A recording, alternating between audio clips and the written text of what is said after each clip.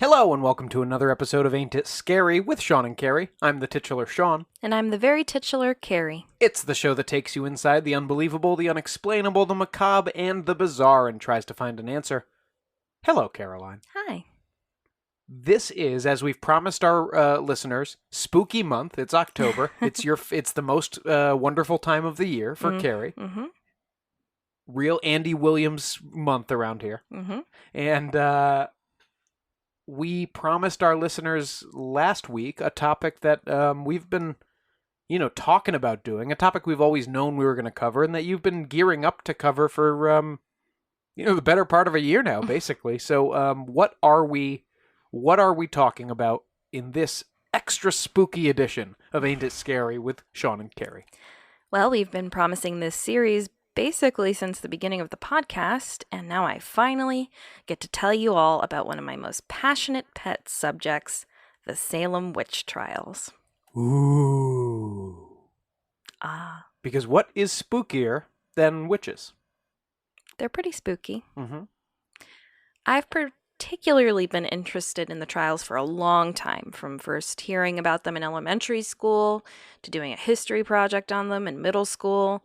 And then in high school, I first read The Crucible, a play based on the trials, and I also got to portray one of my newly found favorite villainous characters, Abigail Williams, and that kind of kept it in my brain. Once I hit college and after that and sort of relaxed more into my authentic, weird self, that interest returned. You? Yes, weird? Yes. And at that point, I even ended up going on one of my first girls' weekend trips to Salem and visited it. I think I had gone when I was younger, but this time I actually was able to see everything and remember everything. And how many times have you been to Salem at this point? We go at least once a year. So many times. In the last several years, I've basically downloaded to my brain as much info about the trials that I could from books, documentaries, podcasts, and from a dozen or more trips back to Salem. My real love of the subject came from visiting the place where it all happened, which I think is a good segue into introducing our sponsor for these two episodes, thingstodoinsalem.com. Hit me.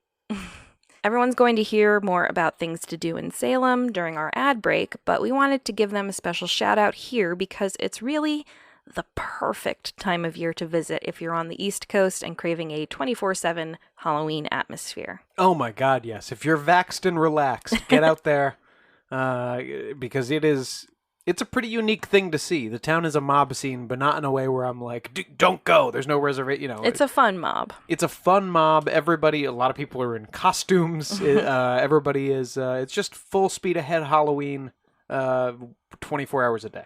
Yeah, there's 12 hours a day. Things close pretty early in Salem. There's really nothing like visiting Salem during Halloween season, and that's where Things to Do in Salem comes in to help you plan your trip from dawn to dusk and beyond. Slightly beyond. Ghost tours, go beyond. Ghost tours. Couple bars. Yeah. I actually have had the pleasure of getting to know the site's owner, Elise, and she's just fabulous and really knowledgeable about the area. I actually stumbled upon the site while planning some of my first weekend trips there years ago, and only later was able to actually meet her and become friends. And here at Ain't It Scary, we really only like spotlighting products and sponsors that we actually love. And even now, I find myself referring to the site to find new places to visit in and around Salem, even after years of visits. Yeah, Carrie just had her bachelorette weekend up in Salem, and once again, an invaluable resource, right? Absolutely. And hopefully after these episodes, you'll find yourself, like me, wanting to visit Salem and experience the area yourself. And if you do, and I highly recommend you do, definitely use thingstodoinsalem.com to plan your trip. Now, the Salem Witch Trials. Let's go back to colonial times, but post-Jamestown cannibal times, to set the stage for the deadliest mass hysteria in American history. Oh, I thought once the cannibalism was over, it would just be smooth sailing in the U.S. from then on. No. Just to preface, by the way, the Salem Witch Trials were not the first witch trials in America. They were actually kind of close to the last, right? Because of how extreme everything got, it kind of shook people out of continuing this tradition. The first ones, though not as famous, were in Hartford, Connecticut. Oh! Yeah, and started in 1647 and then continued until 1663. There you go, Massachusetts. Anything you can do, we can do better. And first. And longer. This was known as the Connecticut Witch Trials. Yes, of course, we'll do future episodes on them. But Salem's trials were the deadliest, almost doubling the amount of executions Connecticut had during their 16 years of trials in just a year and change. For the next 2 episodes, I'm going to heavily reference the book A Storm of Witchcraft by Emerson W. Baker, who I just love. Because, as Sean knows, I have favorite scholars and forensic pathologists. She's sexy like that. And Baker is one of my favorite scholars. I first heard him on the excellent Aaron Mahnke show Unobscured, discussing the trials, and had to pick up his book after hearing his interview, because I feel like his research provides some of the best context for the trials that I've ever heard. A context that I don't think gets referenced enough when dissecting the trials themselves. You mean in terms of like what was actually behind all this? What were the root kind of social causes of all this madness? Yeah. A Storm of Witchcraft analyzes how a host of elements combined to erupt into the witch trials, and that it wasn't just one thing, but rather a perfect storm, hence the title, that mixed together to make the atmosphere right for the hysteria. So let's talk about some of those elements. First, we have the Puritans. The Puritan movement began in England in the latter half of the 16th century as a direct response to Henry VIII creating the Church of England so he could get divorced from his wife and marry Anne Boleyn. You might remember that. Yeah, the Puritans were like, you're taking it in the wrong direction. We think the Catholics aren't strict enough. Yeah, so that decision by Henry led to a lot of unexpected repercussions, and one of those ended up being the Salem Witch Trials. As you've probably heard in, elementary school history class, the first town in Massachusetts was Plymouth, as in Plymouth Rock, and it was originally settled in 1620 by the Mayflower Pilgrims. The Pilgrims were Puritans, but they were the first group of separatist Puritans to leave England determined to complete the work of the Protestant Reformation, and they were tough. And they were fleeing England to find religious liberty, by which I mean the liberty to oppress other people with their religion. Yeah, for the Pilgrims, it wasn't all buckled hats and buckled shoes and turkey with the Native Americans. Although there was plenty of the first two things. So many buckles. They were very intense. They believed all people were born as sinners into a life of depravity, and that only God's mercy would determine who would make it to heaven, and this is known as predestination. This is unlike other Christian offshoots, which usually believe that good works could get you to heaven, if you do good things during your life. The Puritans started at, no, there's nothing you can do. Your whole life has been laid out since before the world was even created. You've been predestined for heaven or hell. That's not it's not great business to tell people No. that, because then what's your there's no incentive to... It's very strange. It seems strange to me. No incentive to make good choices. Your lot has already been cast. Yeah. The Pilgrims were just the toughest of these Puritan groups because they wanted to fully cut themselves off from the Church of England, while most Puritans ended up adapting and saying that though the church could be saved, the best way for them to help do so was to leave England and reform the church in America. And then, what, in a couple hundred years, religious war or something? It's the plan. It's like a long game. With Massachusetts' origins so intertwined with religion, it really set the stage for complications later, and not much later. Early on, Governor John Winthrop proclaimed that Massachusetts shall be as a city upon a hill. The eyes of all people are upon us. So they clearly felt like they had a lot to live up to. And you might remember Ronald Reagan kind of referencing this when he wants America to America was the city on the hill yes. to Reagan. Yes. So, all that religious stuff, it always gets brought up again and again and again. Massachusetts found early profit in the fur trade and cod fishing off of the bay, and Boston became New England's economic center early on in the settling of colonial America. Salem itself was incorporated in 1629 and began its life as a fishing town, basically an offshoot of Boston that benefited from its seaside location. And this is what would become known as Salem Town, right? As opposed to Salem Village? And we'll get into that. This is like the whole general area. It just started off as Salem. The name of Salem came from the Hebrew term shalom, which means peace. Oh, I thought it was short for Jerusalem. I believe in this, Salem, I think it means peace because of Jerusalem. Like it's all like a cycle. Jerusalem probably. You're thinking of Salem's Lot, I think. But Jerusalem probably means something peace anyway. Yes, or something exactly. Like this is specifically meant to mean peace. Because the vampire town in Salem's Lot is apostrophe Salem's Lot. Jerusalem's Lot. This is specifically meant to mean peace because the founder of Salem basically gave up power in Salem and left peacefully and helped found Rhode Island, I think. So the word peace, it's named after that he didn't put up a fight or whatever. By 1662, Puritan ministers and other leaders determined that church attendance and, things like that were in decline, so they developed something called the Halfway Covenant. Now, this gets into the weeds of religious doctrine and seems so specific as to almost be dumb, but it's important to the context of this story.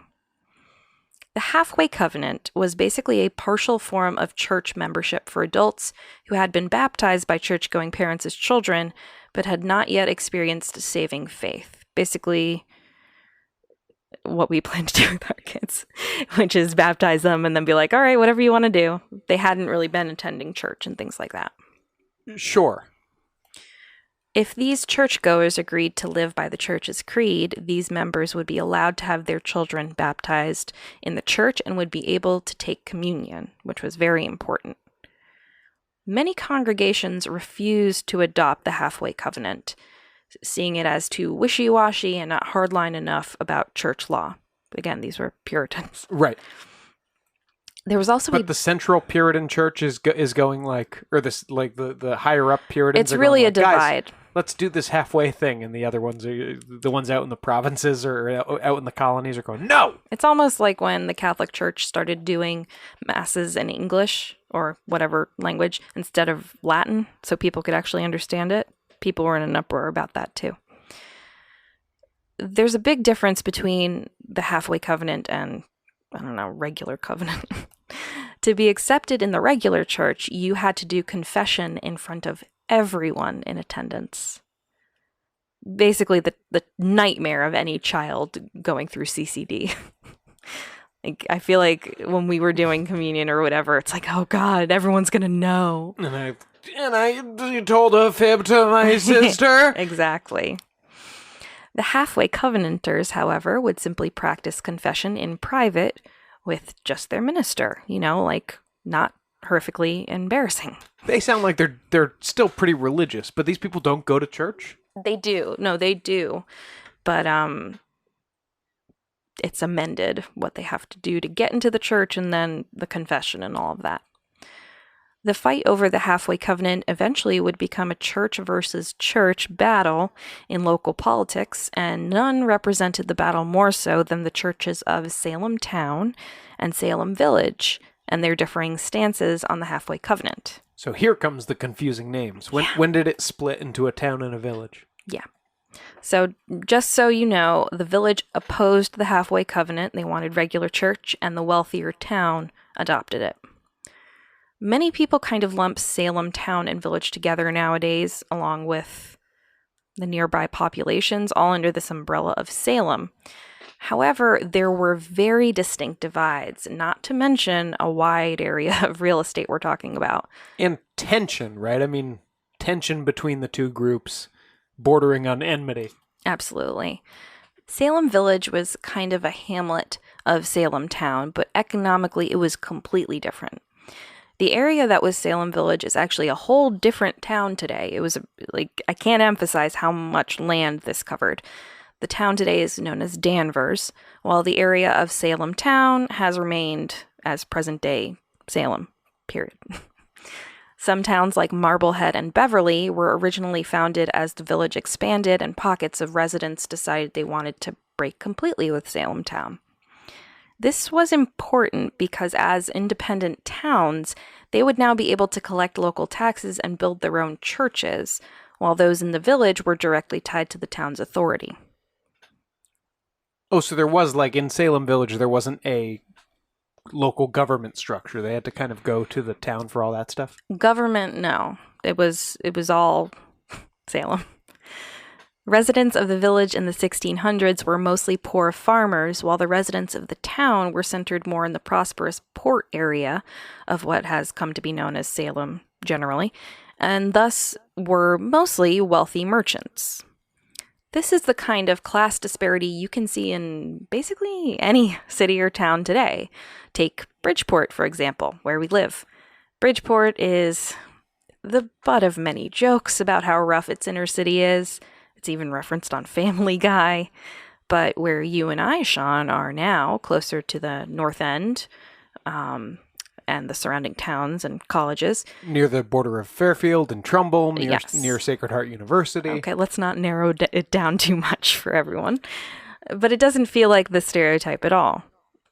The town where I grew up didn't have as stark a comparison, but I did attend the more middle-class high school in the average suburban part of town, while the other high school was known as the rich high school, closer to the beaches, with many more of the students living in mansions than not. If you're talking about an area bigger than, say, a Martha's Vineyard, chances are there are going to be more differences in class in that area than are usually accounted for by those unfamiliar with the population. Right, so yeah, outsiders would lump everybody into the same group. There's Yes. people living literally all different walks of life. Mm-hmm. Miles and miles apart. Even in Salem Village alone, there was division. There was kind of like this middle of a Venn diagram area closer to Salem Town, near what was at the time called Ipswich Road, where those that basically made up the Salem middle class lived. Carpenters, blacksmiths, innkeepers, people like that. Tradesmen. Yes. They were more likely to support the changes the town was trying to make religiously, like the Halfway Covenant. Yeah, because Puritanism sucked and less of it is nice. Right. They also were more likely to support Salem Town economically because they benefited more from those changes in a tangible way. The farmers of the village who lived further from this kind of main hub area tended to stay stricter about their Puritan values and believed that those in the town threatened those values, while they also began to resent the town for its authority over them and responsibilities like the taxes and serving in the Salem Town Militia. Oh, because if you were in the village, you would have to go serve in the militia Mm-hmm. at a certain point. Basically, if you're in Salem Village, you're part of Salem Town. Legally. In 1666, Salem Village petitioned for its independence, but for some reason, Salem Town was like, yeah, no. They probably didn't want to lose the taxpayers because this was like the biggest amount of people that they would have lost. It kind of reminds me of in our Watcher episode, where that association in Wethersfield, New Jersey, they refused to let that family divide that home's lot into two, even though they had done it before for other people. Right. So it's kind of that sort of situation of petty. That seemed like it was more about, petty grievance, Yes. where, if anything, the town in that case benefits from letting them split the lot, you would think. Right, just the idea of denying it, even though they had let these other towns leave, or they had let these other people divide their lots, you know. The petitioners took their frustrations all the way to Boston, and though they weren't granted independence, they were released from certain duties, like serving in the militia. God, I feel like so many political decisions in the 16 and 1700s were made on the basis of like, I don't want to hear about this anymore. Fine. That, and also there was no separation of church and state. There have been calls lately of like, why aren't there prayers in school? And why aren't they learning about Jesus in class? What? Have there? Yeah. From who? Who do you think? Evangelicals, mostly.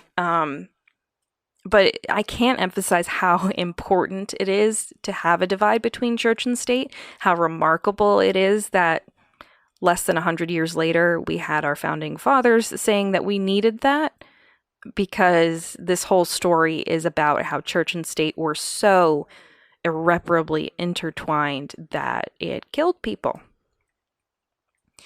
The most visible supporters of village independence was the second richest family in the area, the Putnams, who, between three of the family's sons, owned 800 acres of Salem land. Wow. Do we know how many acres total Salem covered? Like what percentage that is? We don't. We know it spanned miles and miles. I think to go from Salem Village to the Salem Town Church was like 12 miles. Okay, so this is a lot of land. It's a lot of land. I can't emphasize that enough. The Putnams didn't like the halfway covenant, despite their relative wealth, and they felt the church should stay more stringent rather than acquiesce to the changing opinions. They were also sick of paying taxes to Salem Town, despite not reaping many of the benefits of living in Salem Town. I have a question. So you were required to meet certain requirements to be part of the church, but you weren't allowed to not be part of the church, right? You could just not go, but you would be looked down upon. There wasn't anyone with a gun to your head saying you have to come to church, but it was the thing. So it wasn't compulsory by law, though? They wouldn't kill you if you didn't go to church? Right. But it did play in later. I'm sure, yes, people will basically be killed for not going to church in this story, but... The Porters, however, this is the first wealthiest family in the area, were on the side of Salem Town and the Halfway Covenant, and they had more than 1,000 more acres than the Putnams. So that's... 1,800 plus? Oh, more. Over 2,000.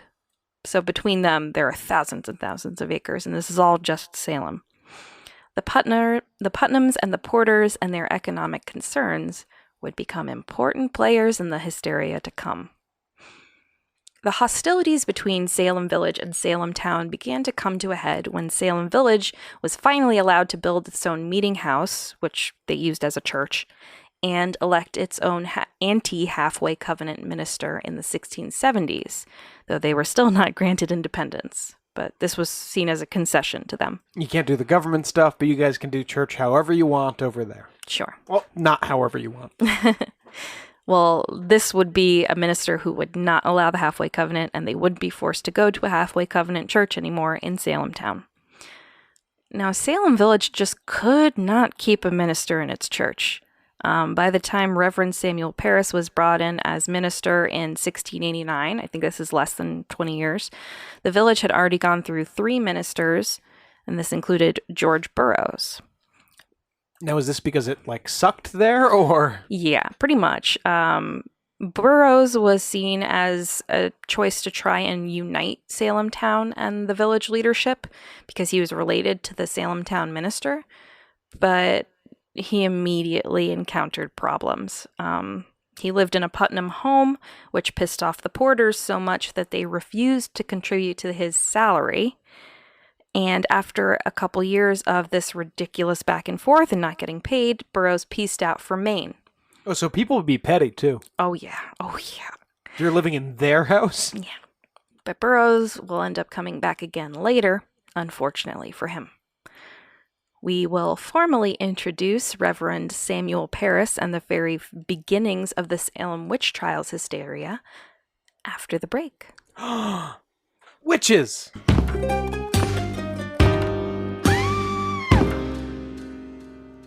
This series is sponsored by thingstodoinsalem.com. After learning all about the Salem Witch Trials during this 2-parter, you may find yourself hankering to visit the Witch City and experience Salem for yourself. When planning your trip, your first visit should be thingstodoinsalem.com. Created by Salem expert Elise Grimm, Things to Do in Salem packs all the information you need for the perfect trip to the witch capital. Choose your accommodations from a great list of hotels, inns, and Airbnbs. Fill up your itinerary with attractions, shopping, and events. Pick out the perfect restaurants for every meal and book a tour to get you familiar with the area. Heck, you can even plan your wedding if you're so inclined. This year, Things to Do in Salem even has a fall guide for if you're itching to visit before Halloween season is over. The fall guide includes over 10 years of Elise's research in the best Salem has to offer, October events for 2021, a full copy of her workbook, and a discount for a virtual tarot reading. This guide is a whopping 35 pages of trip planning perfection, now available for only $25. Find the guide in the shop section of the site, and listeners of Ain't It Scary can get 10% off either the fall guide or workbook separately by using the code Ain't It Scary at checkout. The promo code is valid until November 1st, 2021, so get in before Halloween is over.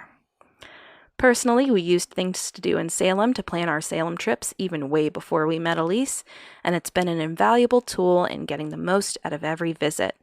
Make sure you head over to thingstodoinsalem.com today to make your Witch City dreams a reality.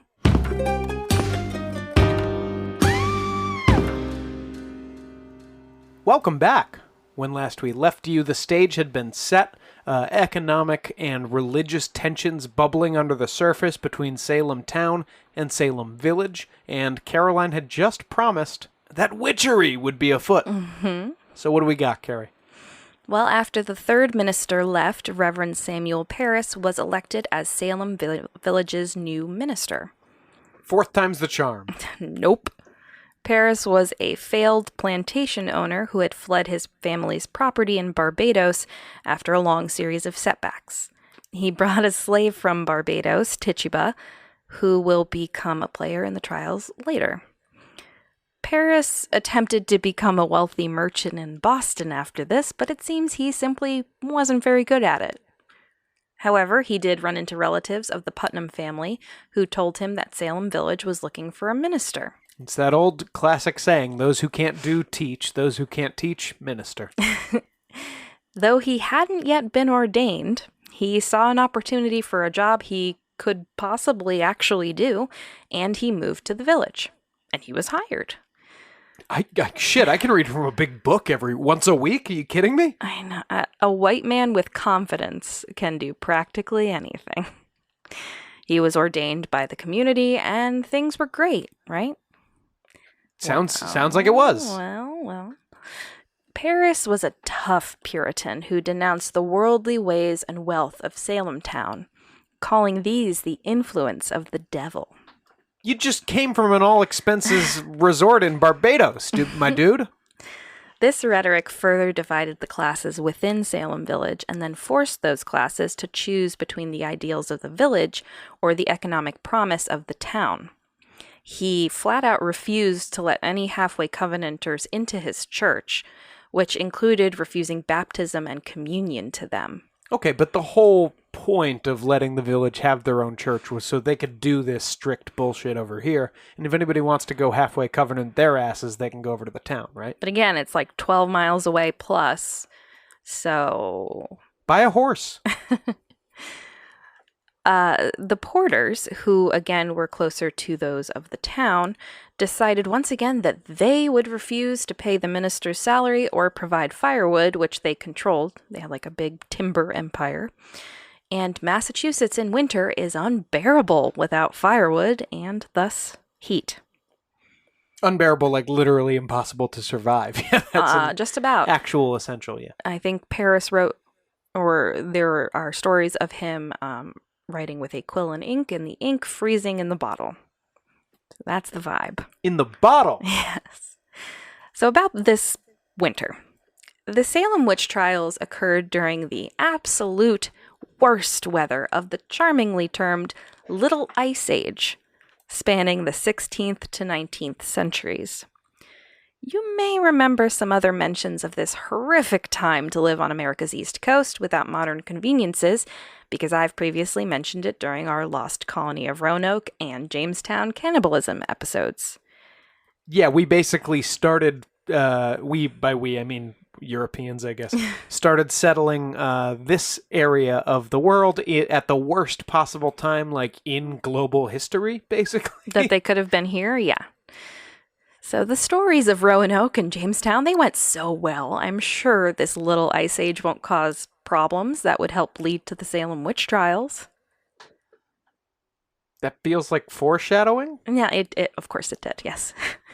The 1680s and 1690s are now known as the Maunder Minimum, a time of extremely cold winters and dry summers. That means not only just plain uncomfortable weather, but devastating crop failures for years on end. So we're not just talking about you need firewood, we're talking about you don't have corn. Yes. And you're probably eating... So there's like a full air of desperation here, already hanging out. Any cannibalism? Not that I know of. This wasn't the only issue contributing to the storm brewing, as Emerson Baker refers to it, leading up to the Salem Witch Trials. At this time, there had also been years of unrest to the north of Salem in areas like Maine between the settlers and the Native Americans. This was initially known as King Philip's War. The natives, understandably, felt their land was being stolen, and the English immigrants, they wanted it. Yes, this tracks. This all sounds like the story Sounds that familiar. I know, yeah.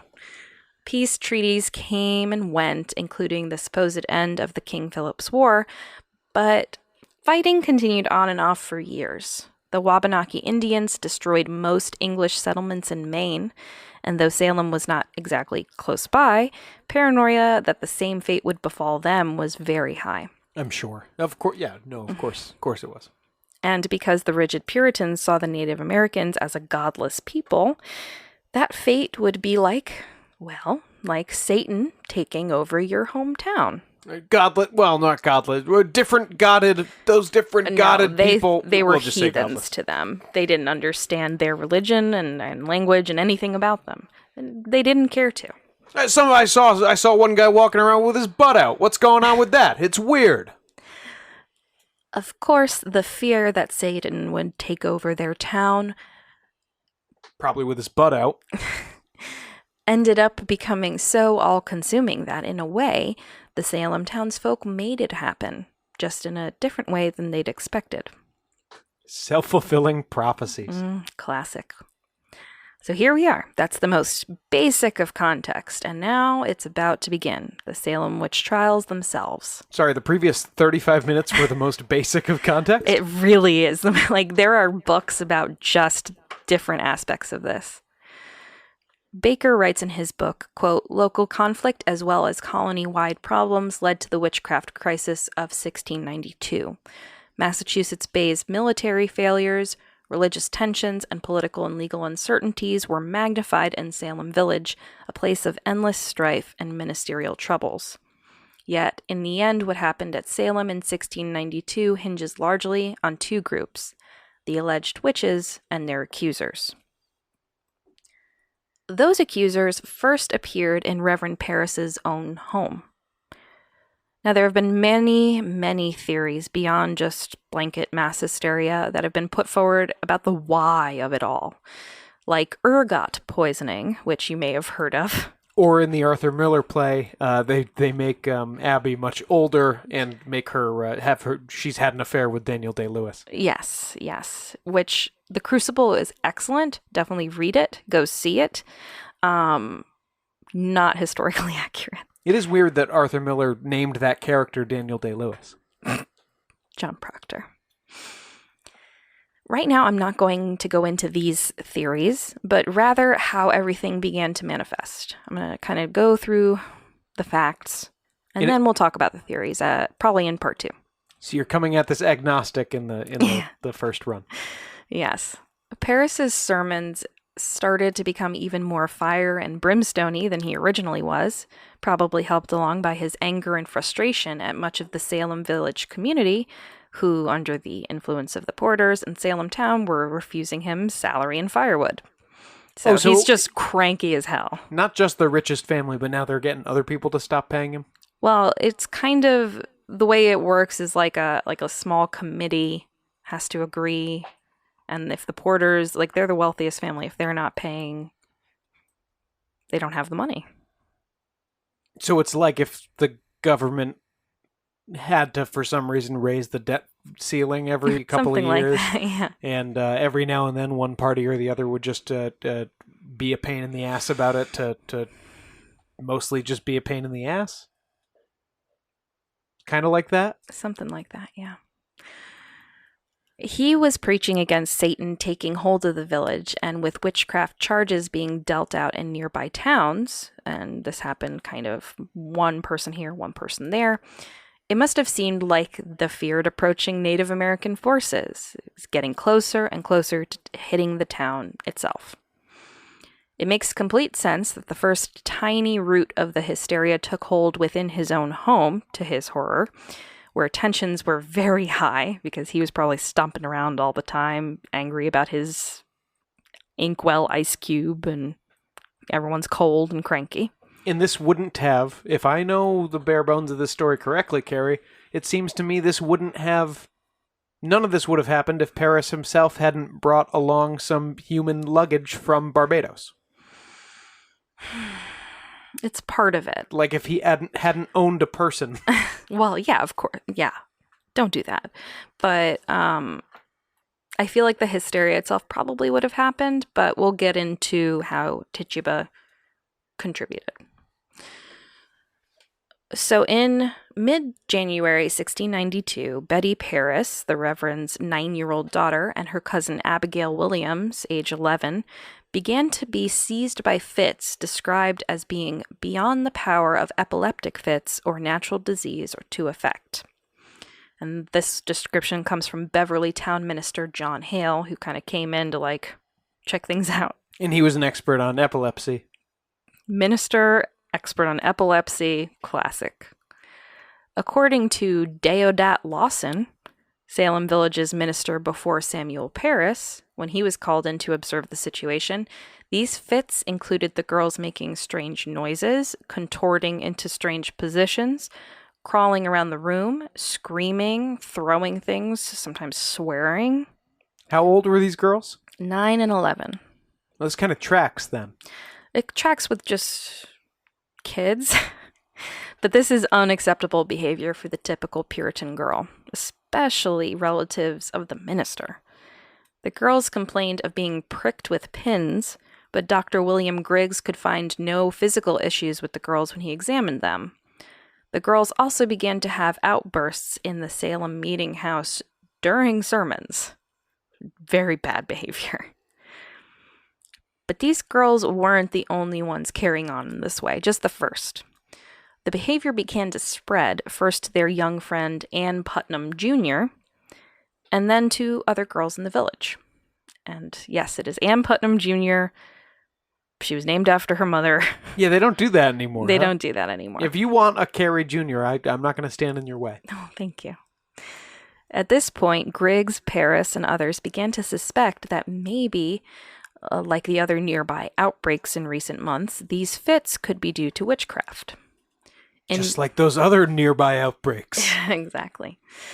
In mid-February, Reverend Paris and his wife left to attend a weekly lecture in a neighboring village, and in their absence, their neighbor Mary Sibley instructed Paris's 2 slaves, the aforementioned Tituba and her husband, who is known as John Indian. They're also both called Indians. Because Indian was just any, like a West Indies basically islander. Like any foreign person that wasn't white. Certainly any native from the New World. Yes, but they didn't come from the New World. They probably came from South America. Oh. Maybe Venezuela. Gotcha.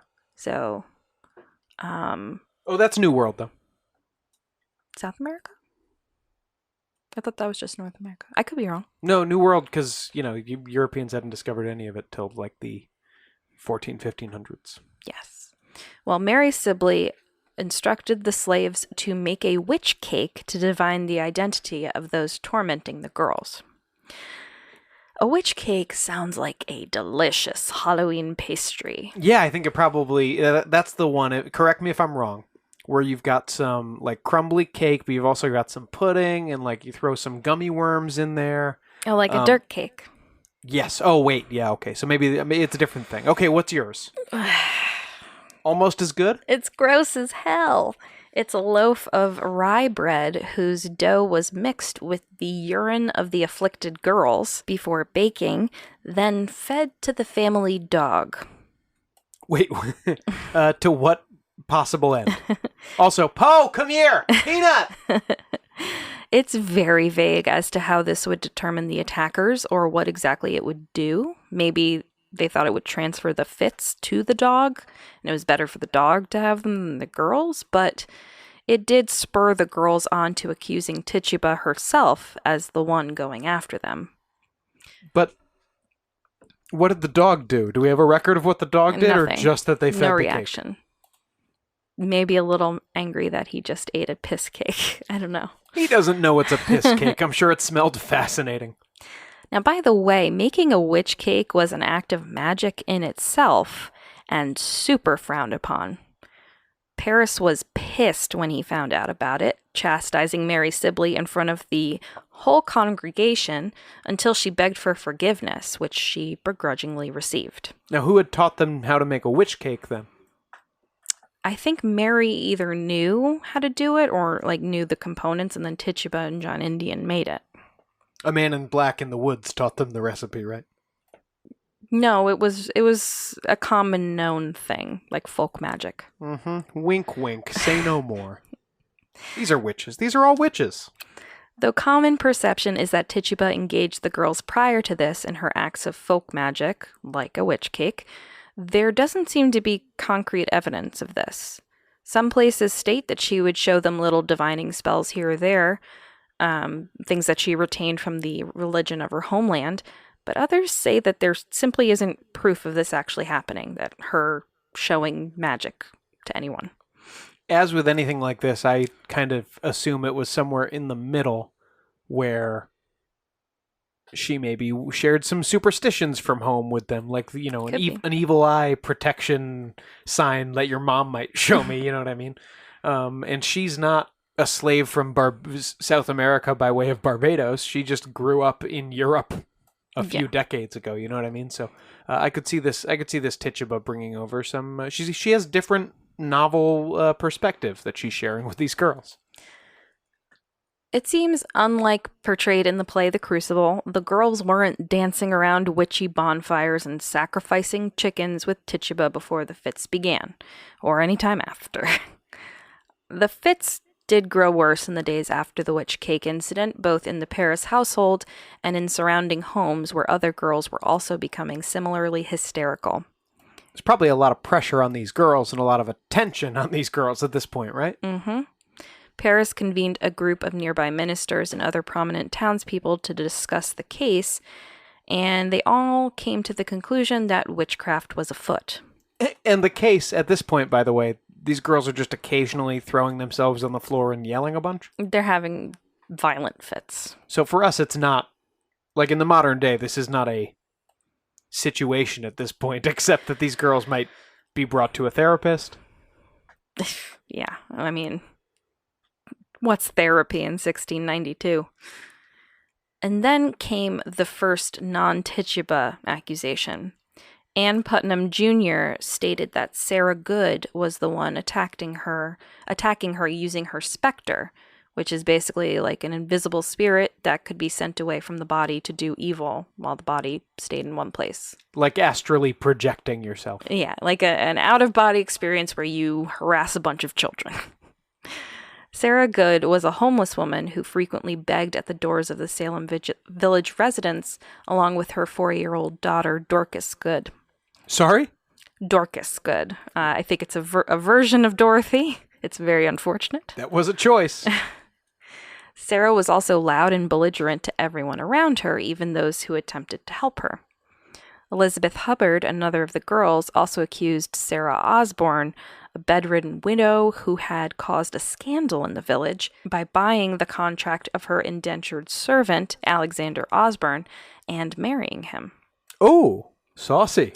Though many nowadays would find this romance kind of beautiful, it did make many people look down upon her, and they became more prone to believing her specter had risen from her weak body to torment the girls in the night. Why? It was a scandalo. But and she also hadn't been to church in quite a while. But she was bedridden. It's not like they were just then living in sin, you know what I mean? Or I honestly don't know. She bought him out to marry him. It's a scandalo. It's how? Legal proceedings against Tituba, Sarah Goode, and Sarah Osborne began in Salem town on February 29th, with legal complaints being sworn in under the watchful eyes of magistrates Jonathan Corwin and John Hawthorne. Now, both bona fide pieces of shit that we'll see a lot in this story from here on out. Now, since Titula's testimony here becomes... Tituba. Since TT's... What did I say? Titula. Like Dracula. Titula. Now, since Tituba's testimony becomes so important here, I think it's really important to get into the headspace of being her and being interrogated about this by your owner. Oh, yeah. We'll get there, for sure, when we get to the interrogation. So Corwin and Hawthorne, they're known today as judges, but they didn't have an ounce of actual legal training between them. They just had an interest in the law and respect on their names. That's what it took to be a judge back then? Basically a local judge, yeah, because they weren't like the Boston judges, you know. I think I might run next year. I think it's different now. Arrest warrants were issued for the three women, and they were brought to Ingersoll's Ordinary, a tavern, the next morning for questioning. The crowd was so large that the whole crew had to move down the road to the meeting house, which could contain more people. Oh my God, it's Lindley Street in 1977. Here, the four girls confronted the accused women, and the trials themselves really began. I'm going to discuss the first hearing before we break for part 2 next week, because even I think it would be a little too cruel to leave you all on that kind of cliffhanger. Yes, we need to find out what happens, at least here. The women were interrogated one by one over the span of a week, and must have been worn down by the exhaustion and stress of the circumstances. Do you know what these interrogations looked like? I mean, is there torture involved? Is it one person or more? It's intense questioning. So Sarah Goode was questioned first, and she was relentlessly grilled by Hawthorne doing his best bad cop impression.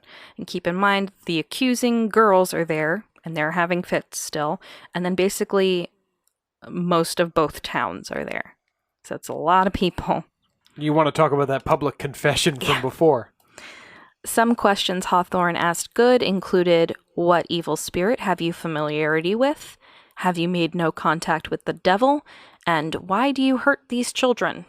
Well, that seems like a leading question, that last one. Yeah, I guess his mind was made up. It's just a great trait for a judge to have. Well, he was only interested in the law, to be fair. Goode denied it all, but the girls kept accusing her, and their presence and hysterics pushed the questioning along past any uncertainty in the audience. Mm-hmm.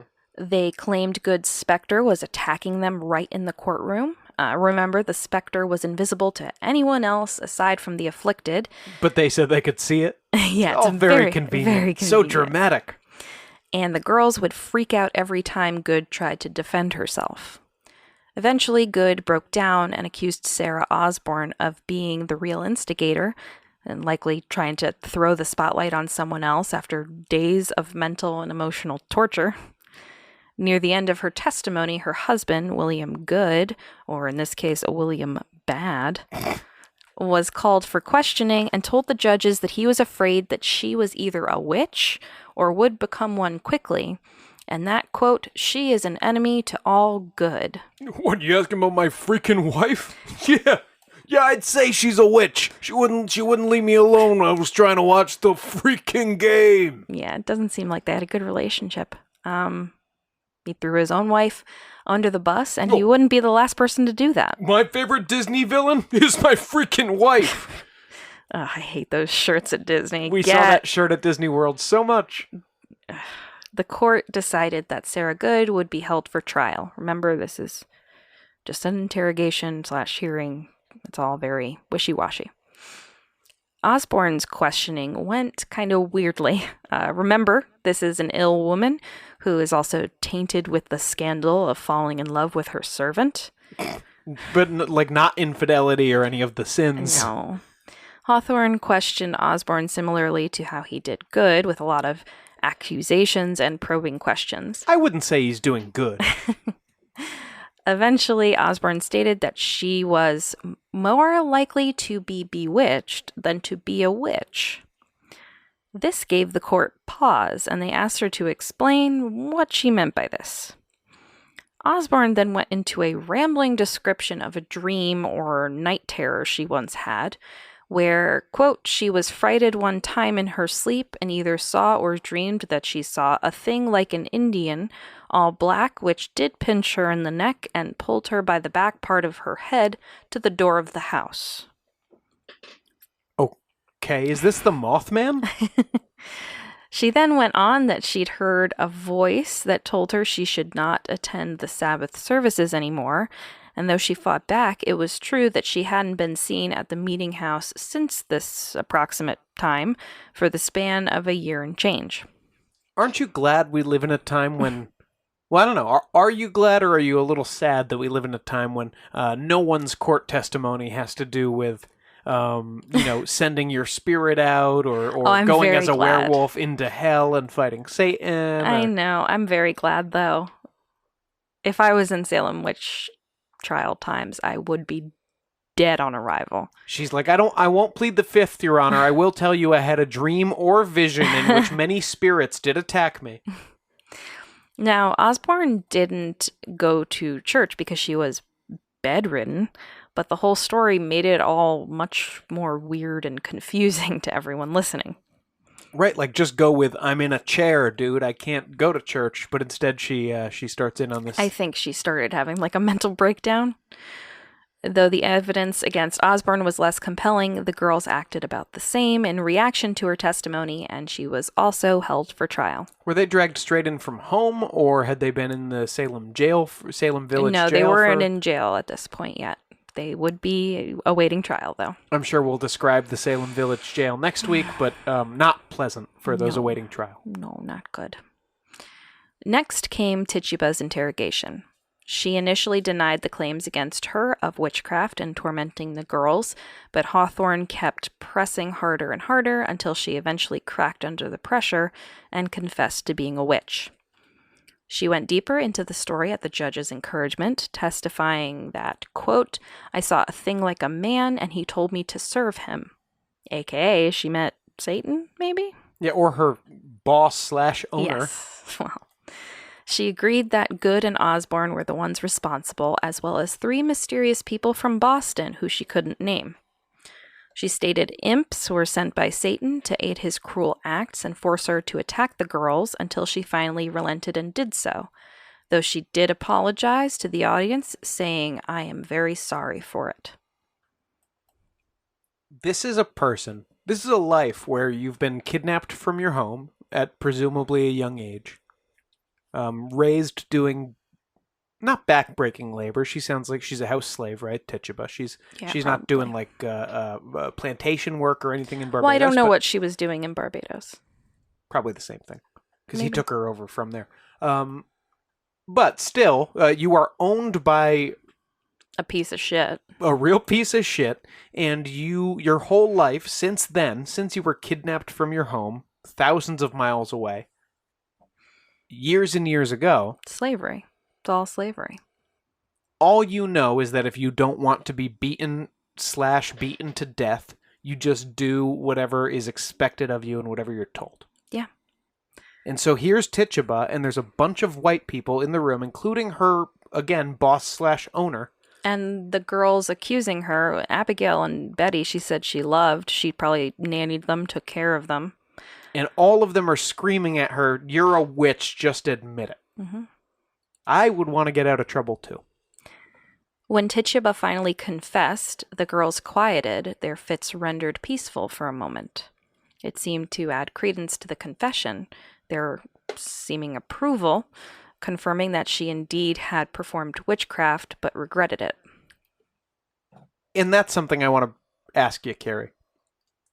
These girls already seem so remarkably well coordinated, in their act or their lie or their prank, their fun prank. Just keep in mind, they're fairly coordinated, but there could be one of them starting and then the rest go. There was a lot of that, like Abigail would collapse and then the rest of the girls would collapse. It wasn't like they were doing bits. But even that casts Abigail as someone who is consciously trying to get her friends and neighbors killed. I don't think she was at this point. I'll go into what I think the motivations were. And keep in mind, she was a child. 9, yeah. 11 was Abigail. Betty was 9. I think 11. Honestly, I think 11 is old enough to understand that this is real bad behavior. I think that was part of the point, but we'll get there. We have to remember, as you said, Sean, that Tituba's testimony, though it did help increase the hysteria that was already building, we can't hold her responsible for it. She was a slave. She was used to being beaten and tortured for every transgression. In the court documents, they refer to slaves, which I think were just Tituba and John Indian, as it or that, never he, she, or they. Question about that, though. Do they just do that for all people or maybe all women? No, just the slaves. Okay, because I remember the line from The Crucible where Daniel Day-Lewis does go, "It is a whore, sir!" Yes. Well, I think that was to dehumanize her, yeah.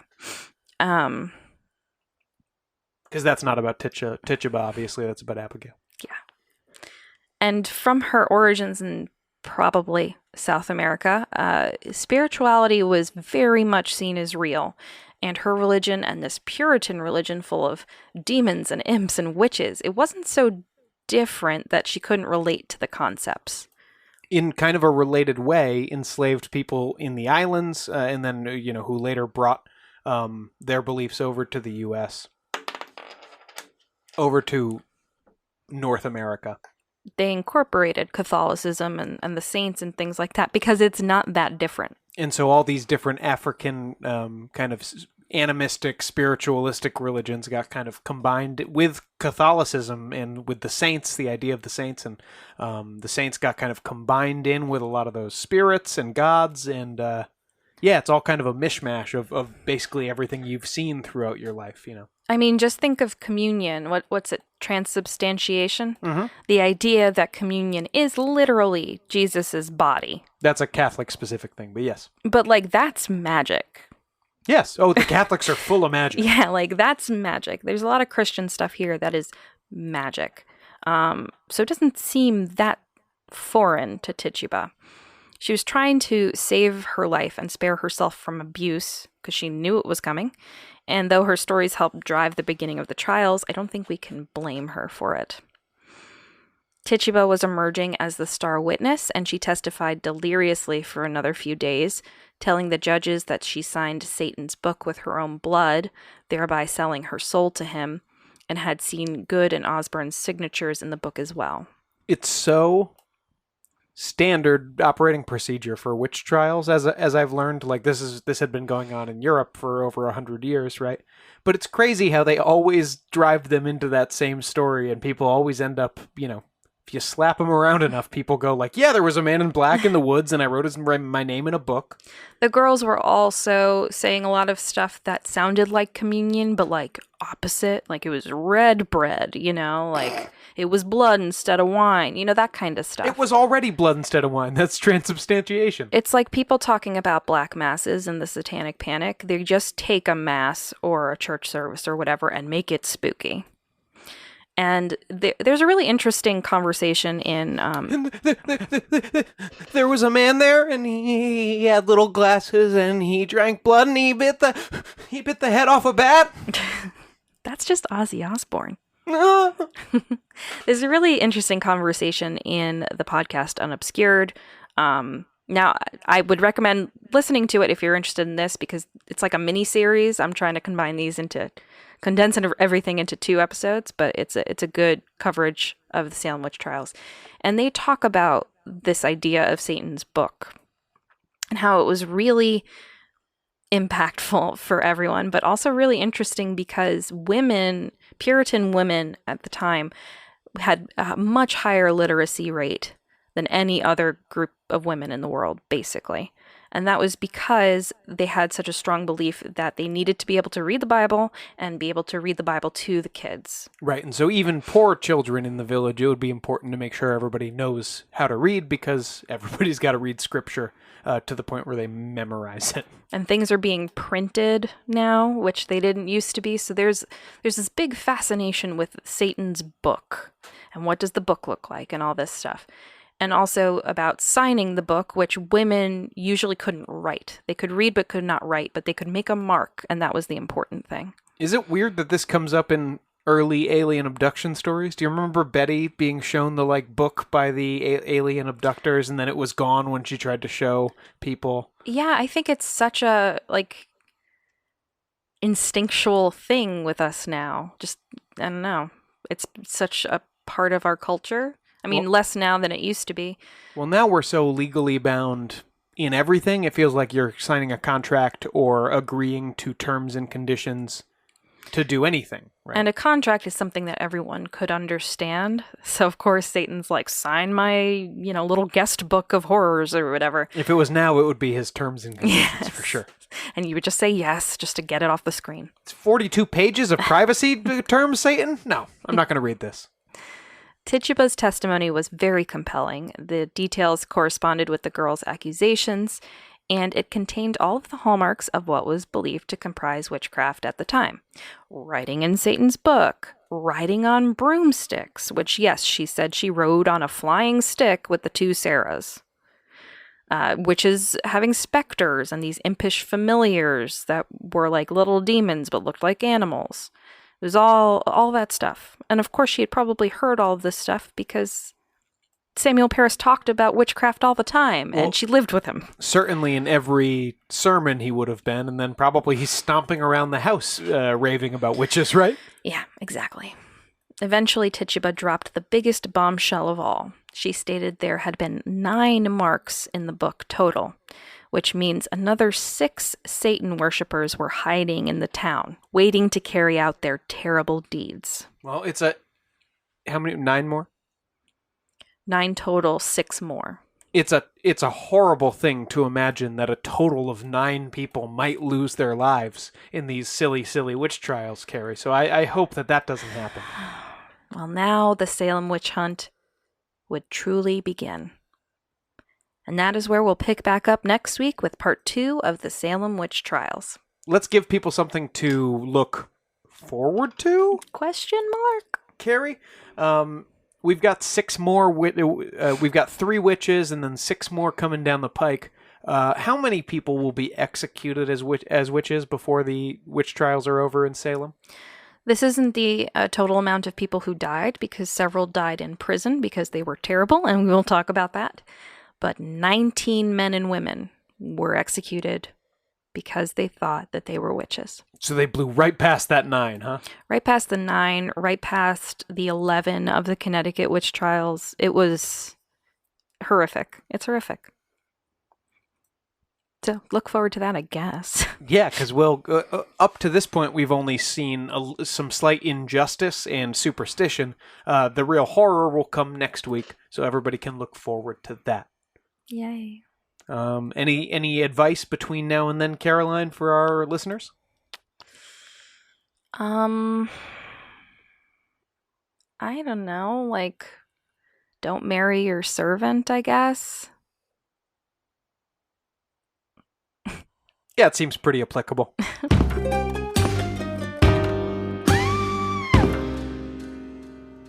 Welcome back. As you know, we are putting the news segments on hold for the month of October and letting Halloween horrors take center stage.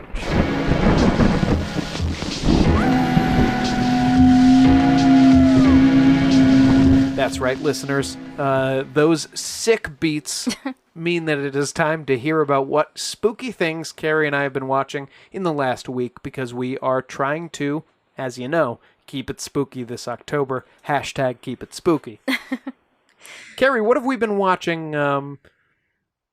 Okay, full disclosure, listeners, no new views for us this week, and nothing particularly scary either, but we did rewatch some family Halloween classics. Carrie, what did we get into? Well, we're going to talk about the Addams Family movies, 1 and 2, and our sneaky decom favorite, Under Wraps. Not even sneaky, it's by far... Oh, sorry, I should explain for the listener. My wife's the only human who abbreviates Disney Channel original movie to decom. She thinks that's a term because that is the level of centrality of the role that those movies play in her life. Yes, I was an only child. We had cable. I had a TV in my room, which kind of subbed in for having a sibling to play with. So they played an important part in my growing up. And Under Wraps was my favorite of them all. I was born in 88. I was the oldest of the 3 siblings, and so I was like at the exact right age. I was the prime target audience for the first round of Disney Channel original movies. Those are the ones that really count. Of which Under Wraps was one. Yes. So you might not know it. It's not as well known as A Halloween Town, say. A Horse Sense starring the Lawrence brothers. I don't think it's on Disney Plus right now, and that might be because they just released a remake of Under Wraps. We cannot endorse the remade Under Wraps. We haven't watched it, and it looks... I saw the trailer. It looks like a Disney Channel, like sitcom-y, kind of goofy. The thing about the original Under Wraps is the kids feel real. They don't feel like these stagey kind of Dylan and Cole Sprouse, Miley Cyrus kind of like aw shucks kind of kids. Like they're sarcastic, they're funny. Everything for TV is shot digitally now. So why is it that right around that same time Disney Channel shows started looking cheap like soap operas? Do you know what I mean? They have a different camera quality that I don't understand. Yeah. Because everyone's shooting on the same medium. It's called like data. Yeah. I don't know. But Under Wraps came in before that. It's a story about a group of 3 kids, and the main character, his mom's divorced. He kind of misses his dad. His name's Marshall, and he's played by what appears to be an 11-year-old Gary Sinise. He's like, hey, I'm just trying to see my monster movies here. I don't know what do you fucking want to tell me? He loves monster movies. He doesn't say fuck. He has a dweeby friend named Gilbert who's afraid of everything. And they go... He's a guy who's in a lot of movies in the late 90s. Yeah. Kids' movies in the late 90s. He was a skinny kid with glasses and red hair. Mm-hmm. And them and their friend Amy go to sneak into a local kook's house, and they find a sarcophagus. And in the sarcophagus is a mummy. Yes.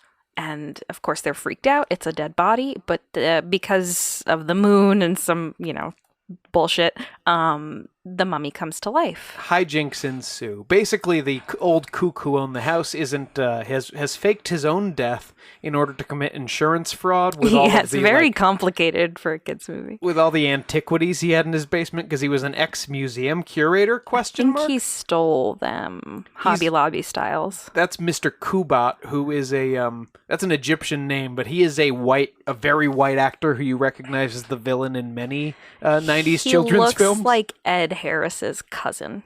Yeah, Egyptian. And so this mummy comes to life. They're initially afraid, but it turns out this mummy has a heart of gold and is a sweetheart. Hijinks ensue. They have to figure out how to get the mummy, who they call Harold, back into his sarcophagus. Because he looks like my Uncle Harold. They have to figure out how to get this mummy back into a sarcophagus on Halloween night. Which, now that I think of it, did the Egyptians even have Halloween? Like, why would that be a thing? No, of course not. They reference the day. I think they say the Day of the Dead, which is also not an Egyptian thing. No. There's a Mexican Day of the Dead, not the same. They were like, Day of the Dead, like Halloween? And then the comic book store owner is like, yeah, except when you trick-or-treated, they ate you.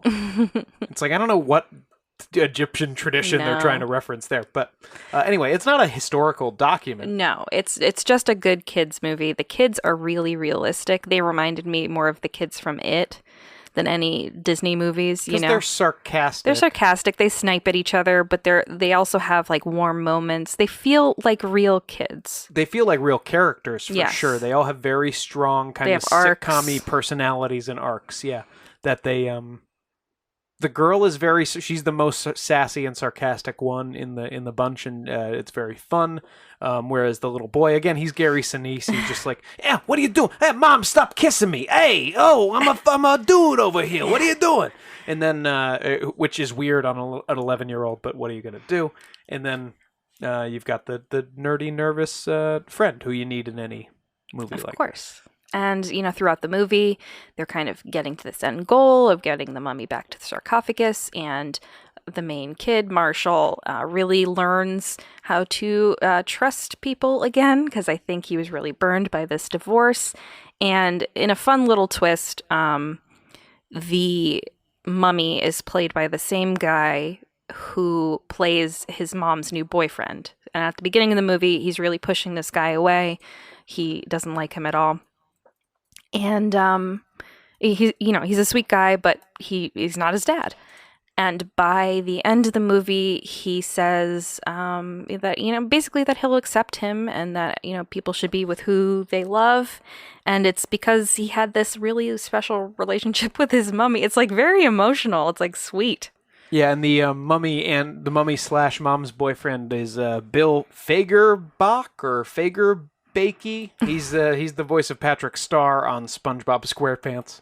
And he also plays another Marshall's dad on How I Met Your Mother. He's very tall, so that I think there's like a whole joke about how all of them are very, very tall. Yes. Which also works very well for being a mummy. Being a mummy and being a stepdad who Marshall at one point describes as a big clunky guy. So, if you can find this movie, I happen to have it on DVD. It's not. My wife is sick. It's not in print anymore. I hope they end up putting it on Disney Plus because it's really the only DCOM that is missing. I think they just don't have it on there because of the crappy new one, the remake. They want people to watch that instead. I hope they do that. If not, it's on YouTube. You could probably find it on other places, but highly recommend, especially as a kids movie that isn't just a slog to watch. The sweetness of the kind of central message, and especially if you know the mummy's played by the new boyfriend of the mom. Yeah, it's like a Captain Hook. Yes. Mr. Darling sort of thing. That's incredibly sweet. And then it's also got some really delightful physical fish out of water comedy because the guy who plays the mummy is just funny. He's just funny without ever using a line. I mean, the kids are all great actors, which again is something you usually don't get in a kids movie. They're good for kids. And so highly recommend. You know what? You've all seen The Addams Family. If you haven't seen The Addams Family, and especially Addams Family Values, you should. They're not crappy movies from the 90s. They're great movies from the 90s. I think the first one's funnier. The plot takes a weird third act lurch that makes no sense. No pun intended on lurch. Weird third act turn that makes no sense, but I think it's almost better for it, you know? Taking a zoomed out view, you're like, I like that it's weird at the end. And we have to shout out Morticia and Gomez Addams. They're just the best. They're great parents. They love their kids, but they love each other, which is so unusual to see in a kids, I guess, movie. They really love each other, and they be doing it. They be doing it. They be fucking. They love they be loving each other, but they're also still very into each other. They're not sort of non-sexual beings like so many parents are represented as in movies. It's like really much. Yeah, but in a sweet way. It's really wholesome in a strange way. It's just nice to see. You don't often see that because usually, I don't know, parents are always like fighting in movies or, the guy's like, my wife. But it's nice to see, like, Gomez loves Morticia. He's all about Morticia and she's all about Gomez, and it's nice to see. And in the context of each other, everything turns both of them on. Like and that's nice. That's nice for them. Like when she's trapped at the end of the first movie and he's like, "Oh, Tish, to see you that way. Lost, alone, in pain." And she goes, "Later, dear." Exactly. Like they're experimenting, and I like that for them. So yeah, definitely watch those. Christina Ricci is featured more in the second one as Wednesday, and she's a delight. They knew at that point what they had. I think the first one is like her first role, basically. I think so, yeah. Or one of the first roles. And she's awesome in that movie. She's amazing.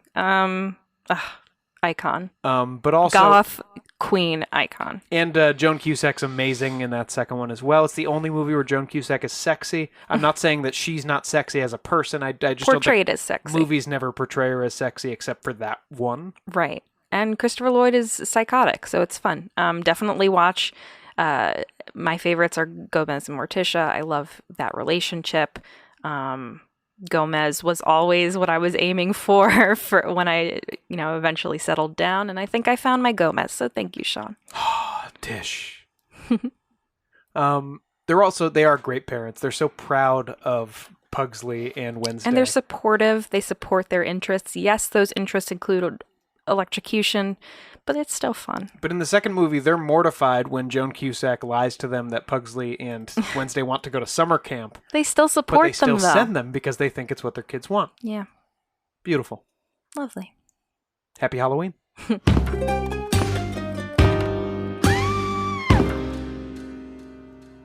That's it for this episode of Ain't It Scary with Sean and Carrie. Like us on Facebook and follow us on Twitter and Instagram at Ain't It Scary, and check out our website at ain'titscary.com.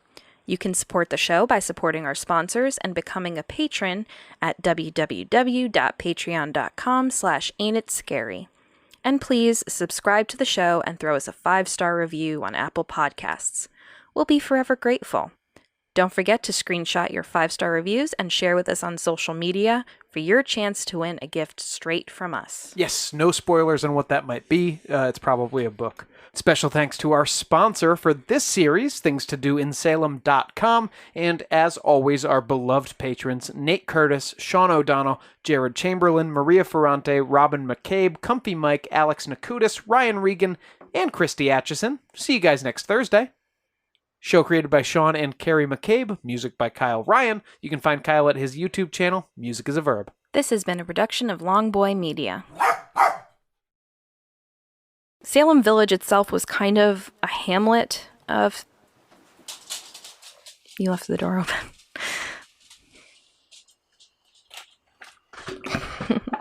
Okay. Sweet pig. He just wants to be close. He's a good boy. That's a good boy. Come on, let's go upstairs. Come on. Come on. So quick. Good boy.